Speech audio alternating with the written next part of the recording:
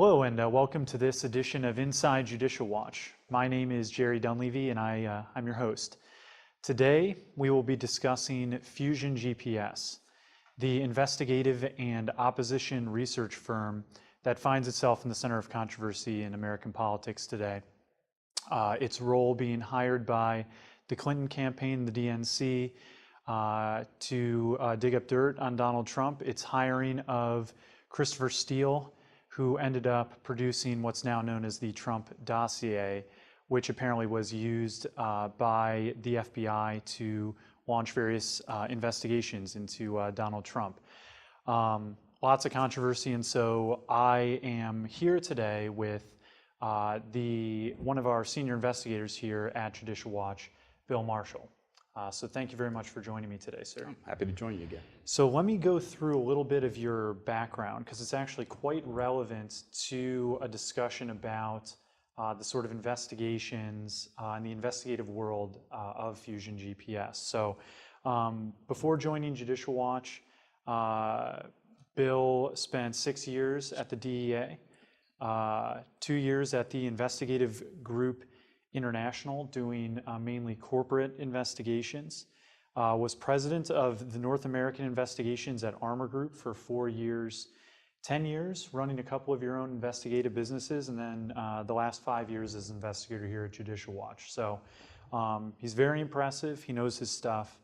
Why don't you talk with me a little bit, Bill, about sort of the investigation opposition research world, what your experiences were there, and kind of how that connects to what Fusion GPS was doing here.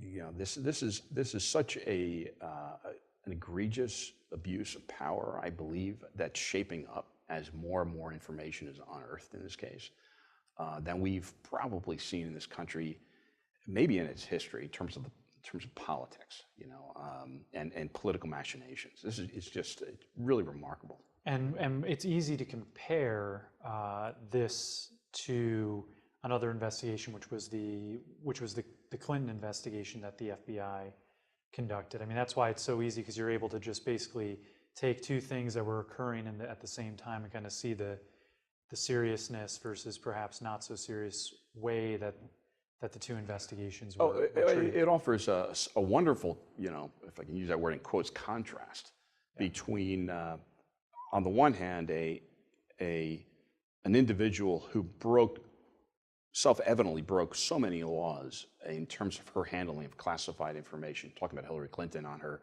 you know, her personal server, and, you know, the pay-for-play corruption at the Clinton Foundation, which we've documented very well here through Judicial Watch, as through our various FOIA requests and litigation and so forth.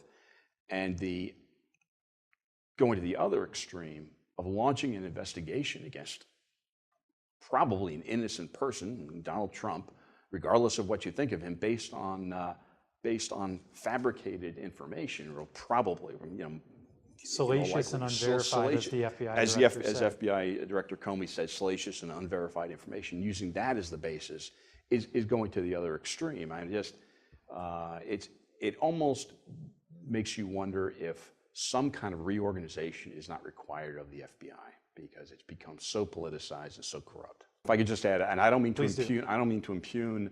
I have many friends at the FBI, you know, agent level friends and relatives, okay, or, you know, working at the FBI, who I have the highest regard for.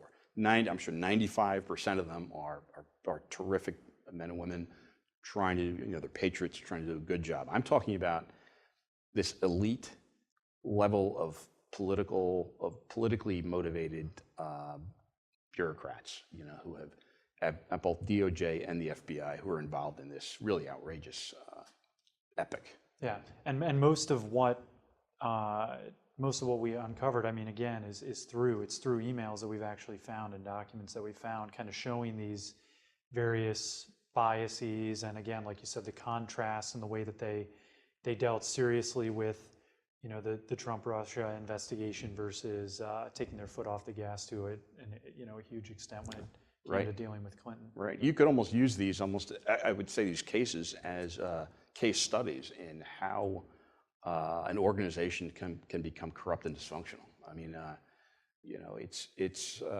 you know, as I say, the best novelist in the world couldn't write, couldn't make this up, and it's going to take a serious effort by the government, a study to completely understand how all this happened.